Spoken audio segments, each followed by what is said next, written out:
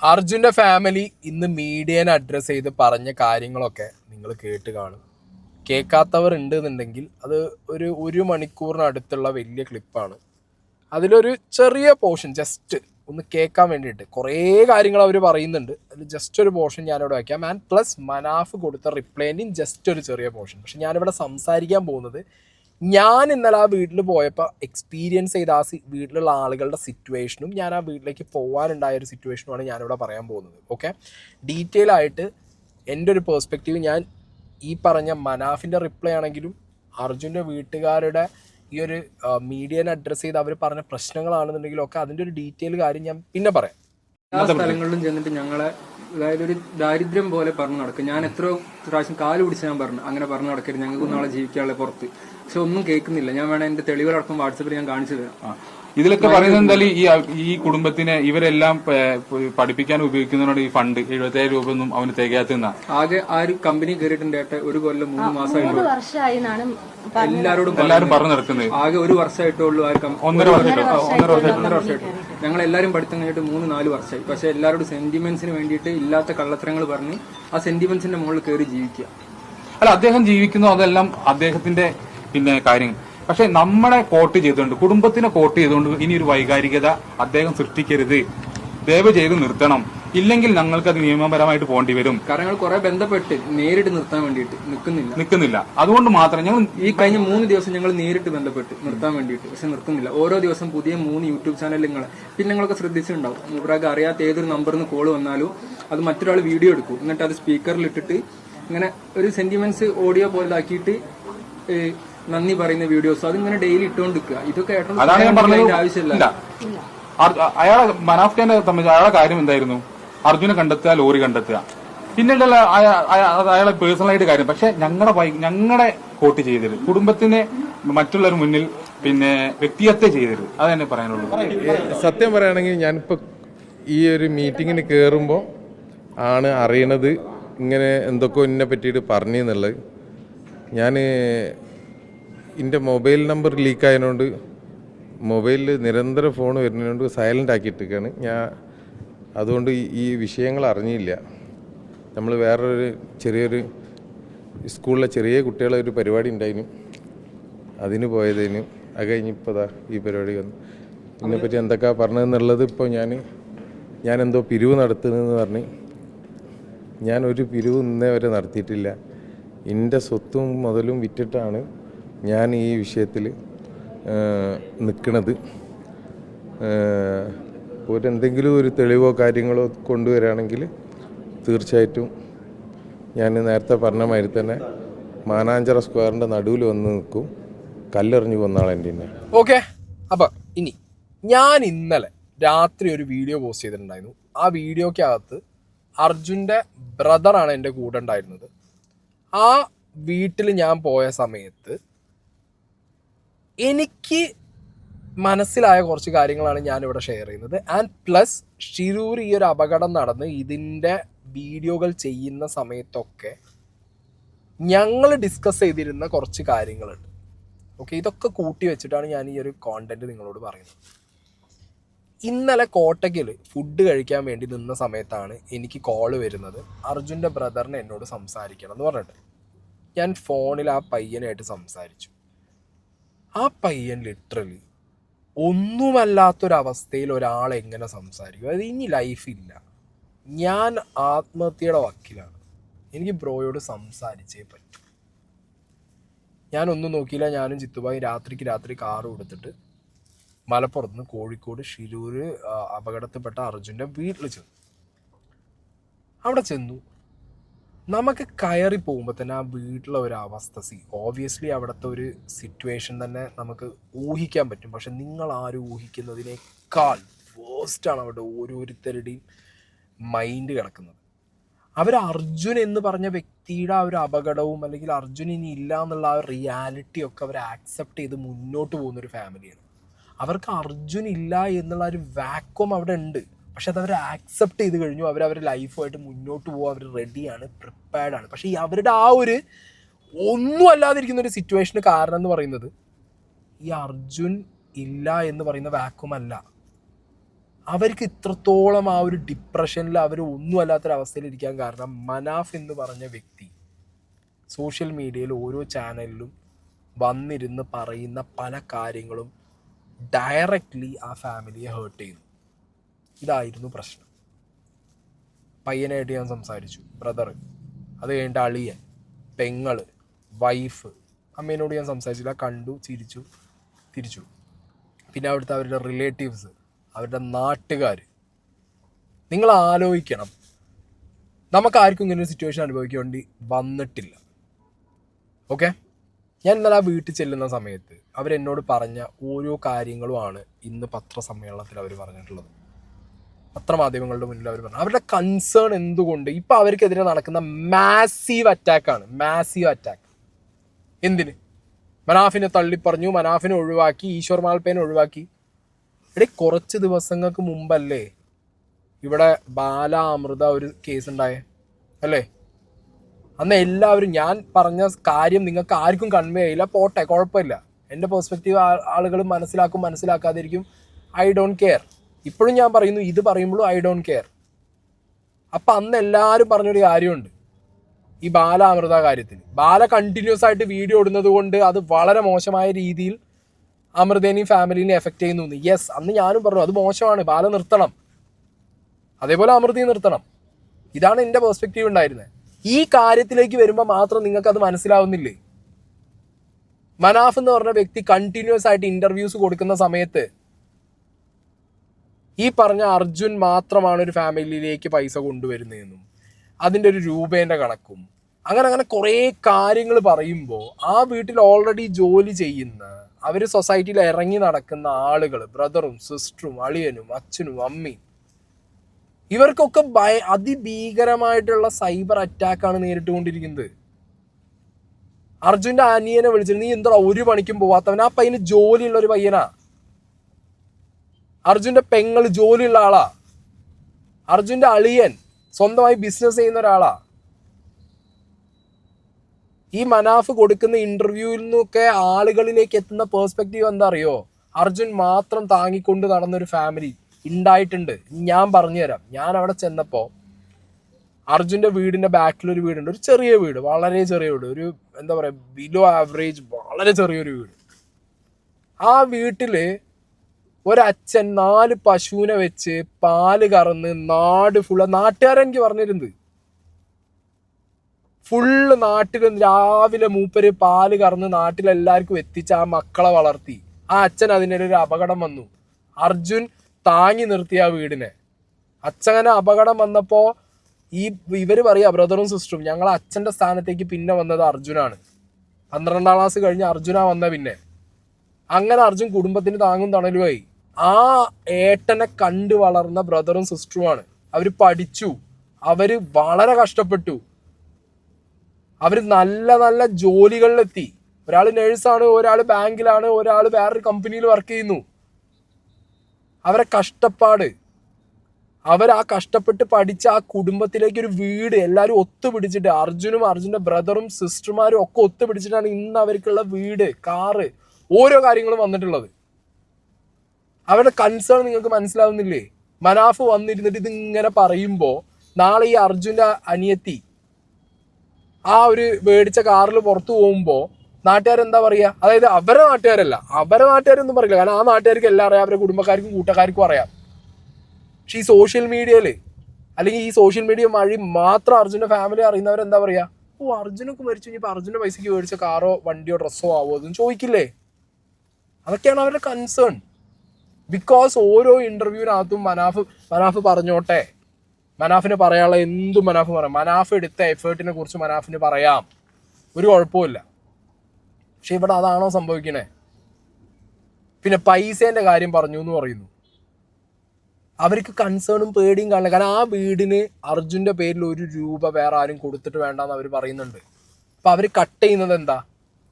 വേറെ ആരെങ്കിലും മനാഫിലേക്കോ ഈശ്വർ മാൽപ്പയിലേക്കോ ഇനി ഇതിനെ ചുറ്റിപ്പറ്റ ഏതൊരാളിലേക്കോ അർജുൻ്റെ പേരിൽ ഒരു കാശ് കൊടുത്തു കഴിഞ്ഞാൽ നാളുകളിൽ അർജുൻ്റെ സെയിം അവസ്ഥ, അർജുൻ്റെ ഫാമിലിയിലെ ഒരാൾ നാളെ ഒരു നല്ല ഡ്രസ്സ് ഇട്ടിട്ടോ കാറിലോ പുറത്തിറങ്ങുന്ന സമയത്ത് അത് അവരധ്വാനിച്ച പൈസക്കുള്ള സാധനമാണെങ്കിൽ പോലും നാട്ടുകാരെന്ത് പറയും?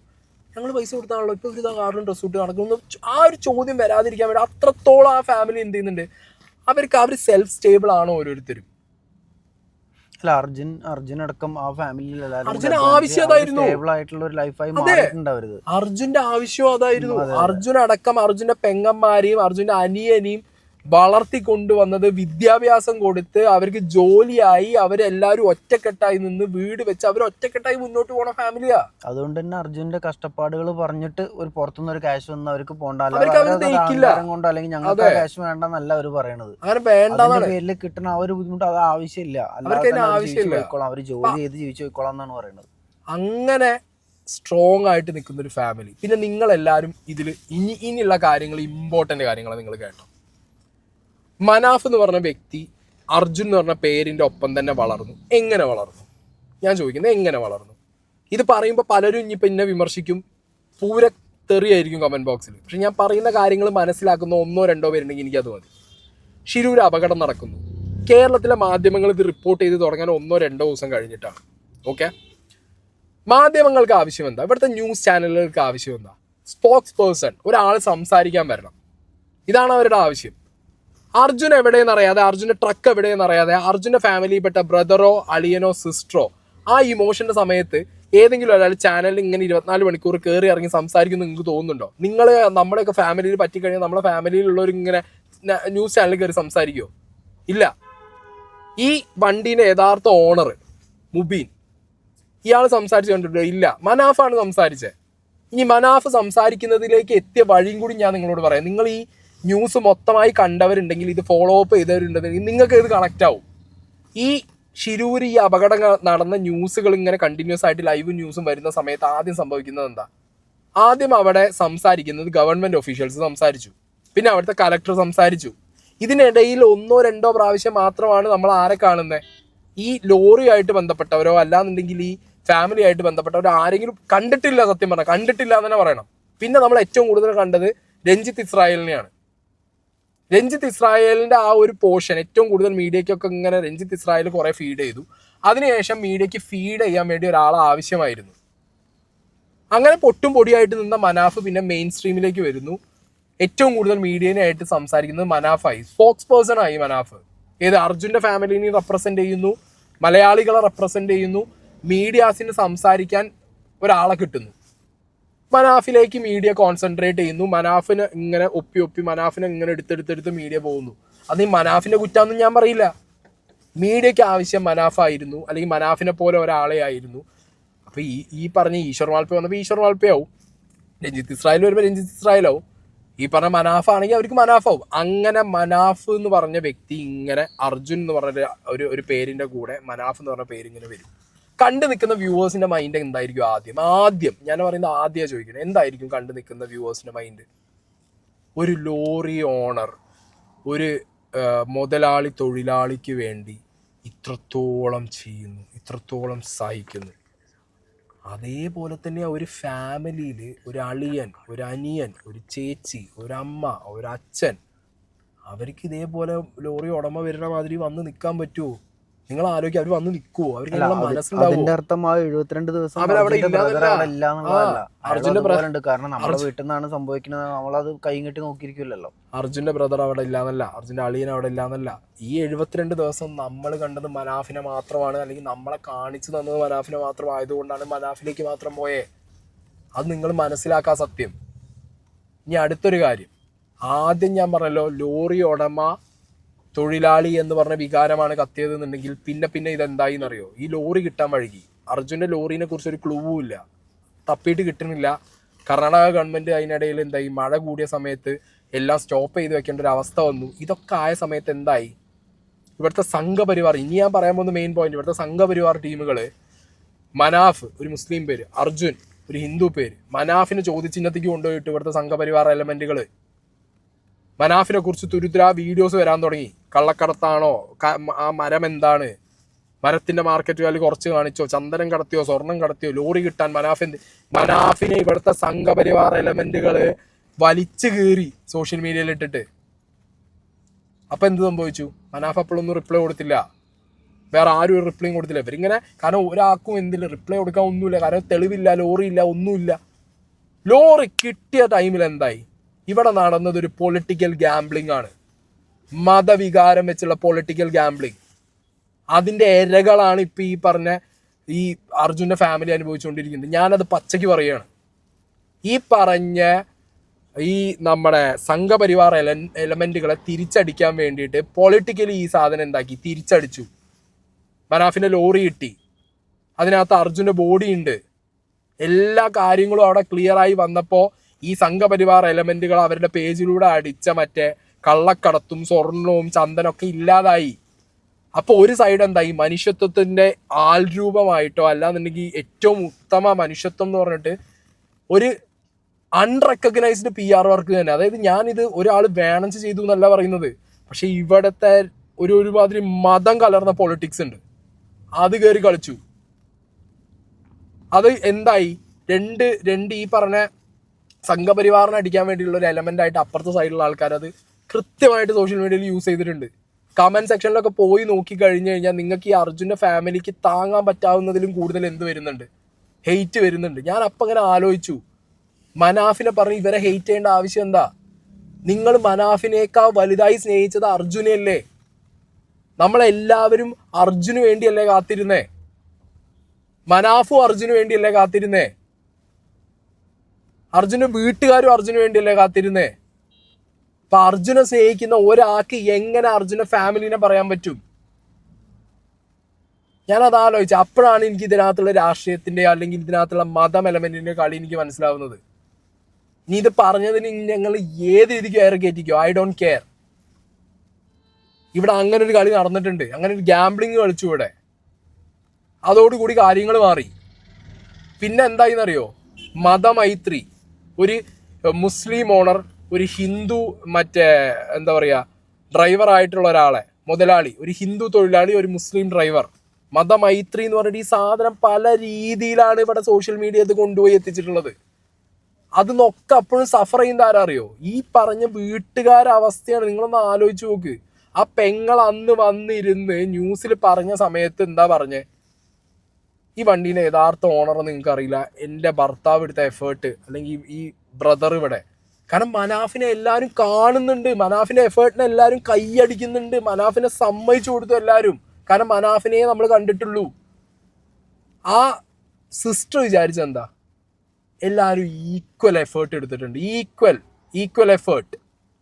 അതെല്ലാവരും ഒന്ന് അറിയട്ടെ, അല്ലെങ്കിൽ എല്ലാവരും ഇവരൊക്കെ ഉണ്ട് ഒന്ന് അറിയട്ടെ. ഇത്രയേ ആ ഒരു സിസ്റ്റർ അതേ വിചാരിച്ചിട്ടുള്ളൂ. അതിൻ്റെ മുകളിലാണ് ഈ സാധനം തുടങ്ങിയ. പിന്നെ അപ്പൊ ഈ ഞാൻ പറഞ്ഞല്ലോ, ഇതിനകത്ത് പൊളിറ്റിക്കൽ ഗാംബ്ലിങ് നന്നായി നടക്കുന്നുണ്ട്, മനസ്സിലായോ?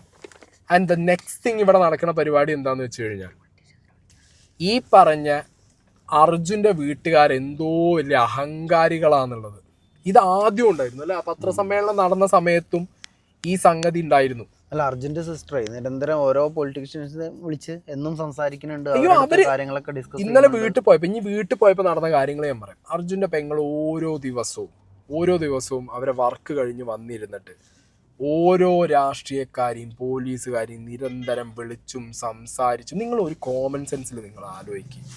എൻ്റെ വീട്ടിൽ ഒരാളെ കാണാതായി, എൻ്റെ വീട്ടിലെ കാണാതായാൽ എനിക്ക് വേണ്ടി ഞാൻ ജോലി ചെയ്യുന്ന സ്ഥാപനത്തിലെ ഒരാൾ പോയിട്ട് ഈ രാഷ്ട്രീയക്കാരോടോ പോലീസുകാരോടോ പറഞ്ഞു കഴിഞ്ഞാൽ അവർ ഒന്നും വേണ്ട, അതൊരു നിയമപരമായിട്ട് ലീഗലി ചെയ്യാൻ പറ്റുമോ? ഇല്ലല്ലോ. വീട്ടുകാർ തന്നെ ചെയ്യണ്ടേ, ബ്ലഡ് റിലേഷനിലുള്ളവർ ചെയ്യണ്ടേ, എന്നാലേ ഇനി ലീഗാലിറ്റി ഉള്ളൂ. വീട്ടുകാരിറങ്ങണ്ടേ? അപ്പോൾ വീട്ടുകാർ ഇറങ്ങിയില്ല എന്ന് ആർക്കും പറയാൻ പറ്റില്ല. വീട്ടുകാരിറങ്ങിയിട്ടുണ്ട്. ആ പെങ്ങൾ അധ്വാനിച്ചിട്ടുണ്ട്, അളിയൻ അധ്വാനിച്ചിട്ടുണ്ട്, മനാഫ് അധ്വാനിച്ചിട്ടുണ്ട്, മുബീൻ അധ്വാനിച്ചിട്ടുണ്ട്. അവിടെയുള്ള ഓരോ വ്യക്തികൾ, അഭിജിത്ത് എല്ലാവരും, ബ്രദർ അടക്കം എല്ലാവരും അധ്വാനിച്ചിട്ടുണ്ട്. എല്ലാവരും കഷ്ടപ്പെട്ടിട്ടുണ്ട് ഒരു എന്തെങ്കിലും ഒരു തുമ്പ് കിട്ടാൻ വേണ്ടിയിട്ട്. അപ്പം അങ്ങനത്തെ ഒരു സാഹചര്യത്തിൽ ഈ ഫാമിലി നാളെ എന്തൊക്കെ ഫേസ് ചെയ്യേണ്ടിയിരുന്നുള്ളൊരു പേടി അവർക്ക് കാണില്ല. അവരെന്താ പറഞ്ഞത്? നിർത്ത്, മതി, ആളെ കിട്ടി, ഓക്കെ, ഇനി ഞങ്ങൾക്ക് ജീവിക്കണം. ഞങ്ങൾക്ക് ജീവിക്കണമെങ്കിൽ എന്താ വേണ്ടേ? ആരുടെ ഒന്നും വേണ്ട. അർജുൻ അവിടെ സ്റ്റോപ്പായി. ഇനി ഞങ്ങൾ മുന്നോട്ട് പോട്ടെ. ആ സമയത്താണ് ഈ പറഞ്ഞ വീഡിയോസ് ഒക്കെ വരുന്നത്. ആരത്? മനാഫിൻ്റെ. ഈ വീഡിയോ വരുന്ന സമയത്ത് മനാഫിന് പറയാം, മനാഫ് എടുത്ത എഫേർട്ട് മനാഫിന് എവിടെയും പറയാം, ഒരു കുഴപ്പമില്ല. മനാഫ് എടുത്ത എഫേർട്ട് 100% യോജിക്കുന്നു, അത് പറഞ്ഞോട്ടെ. പക്ഷെ കൂട്ടത്തിൽ പറയുമ്പോൾ ഫാമിലി ഈ സിറ്റുവേഷനിലാണ്, ഫാമിലി ഇങ്ങനെ ആയിരുന്നു. ആ വണ്ടീൻ്റെ കാര്യത്തിൽ, ബൈക്കിൻ്റെ കാര്യത്തിൽ ഇന്നലെ അനിയ എന്നോട് പറയാം, അമ്മയ്ക്ക് അർജുൻ അയച്ച മെസ്സേജ് വാട്സാപ്പിൻ്റെ സ്ക്രീൻഷോട്ട് അടക്കം എനിക്ക് കാണിച്ചു തന്നിട്ടുണ്ട് ആ പയ്യൻ. അർജുൻ പൈസയും കൊടുത്ത് റെഡിയാക്കി എല്ലാം വെച്ച് വീട്ടിൽ കൊടുന്ന് വെച്ചോ എന്ന് പറഞ്ഞ സാഹചര്യത്തിലാണിത് മനാഫിൻ്റെ കയ്യിലേക്ക് പോകുന്നത്. മനാഫ് കൊടുന്ന് വീട്ടിൽ വെച്ചു, ഓക്കെ ഫൈൻ, അതിനൊന്നും അവർക്കൊരു കുഴപ്പമില്ല. പക്ഷെ വീഡിയോ എടുക്കാൻ നേരത്തെ ആളുകൾ വരുന്ന സമയത്ത് ഇതാ അർജുൻ്റെ ബൈക്ക് ഇവിടെ ഇരിക്കുന്നു എന്ന് പറഞ്ഞ് ചൂണ്ടിക്കാണിച്ചിട്ട് ഈ ബൈക്ക് ഇതാ ഇവിടെ ഇരിക്കുന്നു എന്ന് പറയുമ്പോൾ അർജുൻ്റെ ഒരു ബൈക്ക് പോലും സൂക്ഷിക്കാൻ പറ്റാത്ത വീട്ടുകാരല്ലേ ഈ ബ്രദർ എന്ത് ബ്രദറാണെന്നുള്ള ചോദ്യമാണ് ആ ചെക്കൻ നേരിടേണ്ട ഒരു അവസ്ഥ വരുന്നത്. നിങ്ങളൊന്ന് ആലോചിച്ച് നോക്കത്. അർജുൻ പൈസ കൊടുത്ത് അർജുൻ നന്നാക്കിച്ച് അർജുൻ്റെ വീട്ടിലേക്ക് കൊണ്ടുവരാൻ നിന്ന സാധനം പിന്നെ ഇപ്പം ഈ പറഞ്ഞ പോലെ മനാഫിൻ്റെ വീട്ടിലേക്ക് അവർ കൊടുത്തു. ഈ സംഗതിയൊക്കെ നടന്നുകൊണ്ടിരിക്കുകയല്ലേ. അതെങ്ങനെടേ അത് അർജുന്റെ വീട്ടുകാരെ പ്രശ്നമാവും. മഴ കൊണ്ട് അവിടെ കിടക്കണ്ട, അപ്പൊ തൊട്ടടുത്തുള്ളത് മനാഫിന്റെ വീടാണ്, അതുകൊണ്ട് അവിടെ കൊണ്ടുവന്നാക്കിയ സാധനം അതും അവിടെ കൊടന്ന് വെച്ചതിന് ശേഷം ആ പയ്യൻ പറയാം, ആ പയ്യൻ 2 ടയറും മനാഫിന്റെ വീട്ടിൽ നിന്ന് ആ വണ്ടി ഉരുട്ടി കൊണ്ടുപോയതാണ് ആ പയ്യൻ പറഞ്ഞതിനോട്. 2 ടയറിലും കാറ്റുണ്ടായിരുന്നില്ല, പെട്രോളും ഇല്ല. ഇപ്പൊ അത് അർജുന്റെ വീട്ടിൽ കൊണ്ടുപോയി വെച്ചിട്ടുണ്ട്. പിന്നെ ഇവർക്ക് ഏറ്റവും കൂടുതൽ സങ്കടമാവുന്ന കാര്യം എന്ന് പറഞ്ഞാൽ മനാഫ് ചിലപ്പോൾ ഇന്റർവ്യൂവിൽ ഇരിക്കുകയായിരിക്കും, ആരെങ്കിലും കോൾ ചെയ്യും, ഫോൺ എടുക്കും. ഫോൺ എടുത്തതിന് ശേഷം മനാഫ് പറയൂ ഏതെങ്കിലും അമ്മമാരാവും വിളിക്കുന്നത്. വിളിച്ചതിന് ശേഷം ഇങ്ങനെ സംസാരിക്കുന്നതിൻ്റെ കൂട്ടത്തിൽ എന്തായാലും അർജുൻ്റെ പെങ്ങൾ പറഞ്ഞു എന്താപ്പം ഞാൻ അതിന് ചെയ്യാൻ പറ്റുക എന്നുള്ളൊരു അങ്ങനെ ഒരു ചോദ്യമൊക്കെ അതിൻ്റെ ആവശ്യം എന്താ? അതൊക്കെ വീട്ടുകാരെ ട്രാക്ക് ചെയ്യുന്നതല്ലേ. അല്ല, അവർക്കും അത്ര ആവശ്യമുള്ളൂ. വീട്ടുകാരെ കുറിച്ച് പറയരുത്, അവർ വിറ്റിട്ട് ഈ കാര്യം കൃത്യമായി മനാഫിനോട് പറഞ്ഞിട്ടുണ്ട്. മനാഫിന് ആവശ്യമുള്ള കാര്യങ്ങൾ ചെയ്യാം, മനാഫിന് ഇന്റർവ്യൂസ് കൊടുക്കാം, മനാഫ് ചെയ്തോ. പക്ഷേ മനാഫിലൂടെയോ അല്ലെങ്കിൽ വേറെ ഏതെങ്കിലും ഒരു വ്യക്തിയിലൂടെയോ 1 രൂപ പോലും അർജുൻ്റെ പേരിൽ എവിടെയും ചാനൽ ചെയ്തിട്ട് ആ വീട്ടിലേക്ക് വരാൻ പാടില്ല, അല്ലെങ്കിൽ ഒരു രൂപ പോലും കളക്ട് ചെയ്യാൻ പാടില്ല. അങ്ങനെ ചെയ്തിട്ടുണ്ടെങ്കിൽ ചെയ്യുന്നുണ്ടെങ്കിൽ അത് കട്ട് ചെയ്യണം. ഇത്രയാണ് അവർ ആവശ്യം. 1. രണ്ടാമത്തെ ആവശ്യം എന്ന് പറഞ്ഞു കഴിഞ്ഞാൽ സ്വൈരമായിട്ട് അവർക്ക് ജീവിക്കാൻ പറ്റണം. മനസ്സിലായോ? അവരും അധ്വാനിക്കുന്നുണ്ട്, അവർക്ക് ജോലിയുണ്ട്, അവർ അധ്വാനിക്കുന്നുണ്ട്. അർജുൻ്റെ ആഗ്രഹം തന്നെ എന്ന് പറഞ്ഞാൽ അവർ എല്ലാം ഒറ്റക്കെട്ടായി അധ്വാനിച്ച് മുന്നോട്ട് പോകാമെന്നാണ്. അങ്ങനെയാണ് അർജുൻ ആ കുടുംബത്തിലുള്ള എല്ലാവരെയും അങ്ങനെയാണ് നോക്കിയതും വളർന്നതും വളർത്തിയതൊക്കെ. അല്ല, മനാഫ് തിരിച്ചു പറയേണ്ട ഒരു കാര്യം എന്താണെന്ന് വെച്ചിട്ടുണ്ടെങ്കിൽ അയാൾ പറയണ പോലെ അർജുൻ്റെ കുടുംബത്തിന് നല്ലതായി വരണം എന്ന് വെച്ചിട്ടാണ് ഈ ചെയ്യണമെന്ന് വെച്ചാൽ അയാൾ മനസ്സിലാക്കണം. ഫാമിലി തന്നെ അത് വേണ്ട, ഞങ്ങൾക്കത് ഉപദ്രവമുണ്ടെന്ന് മനസ്സിലാവുമ്പോൾ നിർത്താണ് ചെയ്യേണ്ടത്. അല്ലാതെ വീണ്ടും അതിനൊരു സാധനം ഇട്ടുകൊടുത്തോണ്ടായിരിക്കണം ഇപ്പോഴും ചെയ്യണത്. ഞാൻ അറിയണില്ല, അയാൾ വിളിച്ച പത്രസമ്മേളനത്തിൽ അല്ലെങ്കിൽ പത്രക്കാർ വയ്ക്കുമ്പോൾ ഇപ്പോഴും അയാൾ അത് തന്നെ പറയണത്, ഞാൻ അറിയണില്ല, എന്തൊക്കെയോ പറയുന്നുണ്ട്, ഞാൻ കുട്ടികളെ പരിപാടി പങ്കെടുത്തു. അയാളിങ്ങനെ അപ്പോഴും കയറിക്കൊണ്ടായിരിക്കുകയാണ്. ഞാൻ പറഞ്ഞല്ലോ, ചിലർക്ക് ചില കഴിവുണ്ട്. ചിലർക്ക് ക്യാമറേൻ്റെ മുന്നിൽ വന്ന് സംസാരിക്കാനും കാര്യങ്ങൾ പറയാനൊക്കെ പറ്റും, ചിലർക്ക് കൊണ്ടത് പറ്റില്ല. പറ്റാത്ത ആളുകൾ പറയുമ്പോൾ നമുക്കത് കേൾക്കുമ്പോൾ എന്തോ പറയുന്നത് തോന്നും. ഞാനും അങ്ങനെ കുറേ പേരെ മിസ്അണ്ടർസ്റ്റാൻഡ് ചെയ്തിട്ടുണ്ട്. ഞാൻ ഇന്നലെ വീട്ടിൽ പോയ സിറ്റുവേഷൻ ഞാൻ പറയട്ടെ. ഒരു കുടുംബത്തിനെ മൊത്തം, മക്കളെ മൊത്തം നോക്കി വളർത്തി താങ്ങും തണലും ആയിട്ടുള്ള ഒരു അച്ഛൻ കസാലയിൽ ഒരേ ഇരിപ്പായിരുന്നു അവിടെ. അമ്മ നീക്കാതെ കിടക്കുന്ന അമ്മ. വൈഫിന് എന്താ പറയണ്ടതെന്ന് അറിയില്ല. വൈഫിന് പെങ്ങളൊക്കെ തീർന്നു പോയി. പെങ്ങള് അനിയൻ എന്നോട് പച്ചയ്ക്ക് പറഞ്ഞതാ, സായി ഏട്ടാ ഞാൻ ആത്മഹത്യ ചെയ്യാൻ പോവാം. കാരണം എന്നോട് ചോദിക്കുകയാണ് നാട്ടുകാർ. അല്ല, അവർക്ക് അവരുടെ ജീവിതത്തിൽ ഏറ്റവും വലിയ ആഘാതമാണ് അർജുൻ്റെ വിഷയം. അത് കഴിഞ്ഞ് അവരതിന് എണീച്ചിട്ടില്ല. അവരിപ്പോഴും ഇങ്ങനെ കഷ്ടപ്പെട്ട് അതിന് വേണ്ടി ട്രൈ ചെയ്തുകൊണ്ടിരിക്കുമ്പോൾ അടുത്തത് നമ്മൾ കൊണ്ടിട്ട് കൊടുക്കുകയാണ്. അടുത്തത് അവരെ മേൽക്കൂടി അർജുൻ്റെ മേൽക്കൂടി മണ്ണാണ് വീണെന്ന് വെച്ചാൽ ഇതുപോലത്തെ സാധനങ്ങൾ തലയിൽ കൊണ്ടുപോയിടുക. കേരളത്തിലെ മലയാളികളോട്, കേരളത്തിൽ ഈ സോഷ്യൽ മീഡിയയിൽ കമന്റ് ചെയ്യുന്ന സമൂഹത്തിനോട് ചോദിക്കാനുള്ള ഒറ്റ ചോദ്യം, നിങ്ങൾ യഥാർത്ഥത്തിൽ അർജുനെ ഇഷ്ടപ്പെട്ടിട്ടുണ്ടോ? അർജുന് വേണ്ടി പ്രാർത്ഥിച്ചിട്ടുണ്ടോ? അർജുൻ ഒരു നേരെങ്കിലും ജീവനോടെ തിരിച്ചു വരണമെന്നോ അല്ലെങ്കിൽ അർജുനെ കിട്ടണമെന്നോ നിങ്ങൾ ആഗ്രഹിച്ചിട്ടുണ്ടോ? അങ്ങനെയാണെങ്കിൽ നിങ്ങൾക്ക് എങ്ങനെ അർജുൻ്റെ ഫാമിലിയെ കുറ്റം പറയാനും ചീത്ത വിളിക്കാനും പറ്റും? മനാഫ് ഇഷ്ടപ്പെടുന്നതും സ്നേഹിച്ചതും അർജുനെ, കേരളത്തിൽ ഓരോ മലയാളികളും ഇഷ്ടപ്പെട്ടതും സ്നേഹിച്ചതും അർജുനെ. അപ്പം അങ്ങനെ അർജുൻ ഏറ്റവും കൂടുതൽ ഇഷ്ടപ്പെട്ടത് ആ ഫാമിലീനെയല്ലേ? സപ്പോർട്ട് ചെയ്യാൻ നിന്നത് ആ ഫാമിലീനെയല്ലേ? ആ ഫാമിലി ഇന്ന് എന്താ ചെയ്യണേ? ഇട്ട് കൊടുത്തിരിക്കുകയാണ് ആ ഫാമിലീനെ എങ്ങനെ കൊണ്ടുപോയിട്ട് പിച്ച് ചീന്താൻ വേണ്ടിയിട്ട്. നാളെ ആ വീട്ടിൽ ഒരാൾ ഈ കാരണം കൊണ്ട് അവരുടെ ജീവൻ ഒടുക്കി കഴിഞ്ഞാൽ മലയാളികൾ ആരോട് ഉത്തരം പറയും? അല്ല എന്തിൻ്റെ പേരിലാണെങ്കിലും ഇല്ലാത്ത കാര്യങ്ങൾ എന്തിനു പറയണമെന്നുള്ളതാണ് ആ ഫാമിലി ചോദിക്കുന്നത്. മനാഫ് പറഞ്ഞിട്ടില്ലേ 4 വർഷമായി 5 വർഷമായി എൻ്റെ കൂടെ എന്നൊക്കെ. സത്യം. 1 വർഷം 1.5 വർഷമായിട്ടുള്ള അവിടെ ജോലി ചെയ്യാൻ തുടങ്ങിയിട്ട് തന്നെ. അതൊക്കെ പിന്നെ കൃത്യമായിട്ട് മനാഫ് പറയേണ്ട മനാഫ് കാര്യങ്ങളാണ്. അർജുനും തമ്മിൽ എന്താ ജോലി കഴിഞ്ഞ് വരുന്നത് കണക്ക് നോക്കുന്ന ഒരു ബന്ധം മാത്രമേ ഉള്ളൂ എന്നുള്ളതാണ് ആ മനാഫിന്റെ family വൈഫ് പറയണത്. കൃത്യമായി അർജുന്റെ വൈഫ് കൃത്യമായി പറയുന്നുണ്ടത്. അർജുൻ എത്ര സാലറി കിട്ടുന്നുണ്ട്, എത്ര അതൊരു കിട്ടിയിരുന്നു. വ്യക്തമായി എഴുതി വെച്ചിട്ടുണ്ട്. അത് നമ്മൾ വ്യക്തമായിട്ട് ഫാമിലിയിൽ പല ആളുകളും ചെയ്യുണ്ടാവും. ഇത്ര ശമ്പളം കിട്ടി ഇത്ര ഇപ്പൊ ചെലവാക്കി എന്നൊക്കെ അതുപോലെ വ്യക്തമായിട്ട് എഴുതി വെച്ചിട്ടുണ്ട് അർജുൻ എന്നാ പറയുന്നത്. അർജുന്റെ വൈഫിന്റെ കയ്യിൽ എല്ലാം ഉണ്ട്. അർജുന്റെ വൈഫിനെ എല്ലാം അറിയാം. മനസ്സിലായോ? കഷ്ടമാണ് സത്യം പറഞ്ഞാൽ ഈ പരിപാടി കാണിക്കുന്നത്. ഒരു സൈഡിൽ ഞാൻ പറഞ്ഞല്ലോ ബാല വീഡിയോ ഇടുന്നതുകൊണ്ട് അമൃതേന്റെ ഫാമിലിക്ക് ഇല്ലാതാവുന്നത് നീ അറിഞ്ഞില്ലടാന്നുള്ള എന്നോട് ചോദിച്ചിരുന്നത്. എന്നോട് അതായിരുന്നു ഇന്ന ചോദ്യം ചെയ്തത്. ഞാൻ തിരിച്ചത് ചോദിക്കാം സൊസൈറ്റീനോട്. മനാഫ് വീഡിയോ ഇടുന്നതുകൊണ്ട് ആ വീട് ഇന്ന് ഇല്ലാതായ ഒരു അവസ്ഥയാണ്. ഇത് ചോദിക്കുന്നില്ല ആരും പോയിട്ട് മനാഫിനോട്.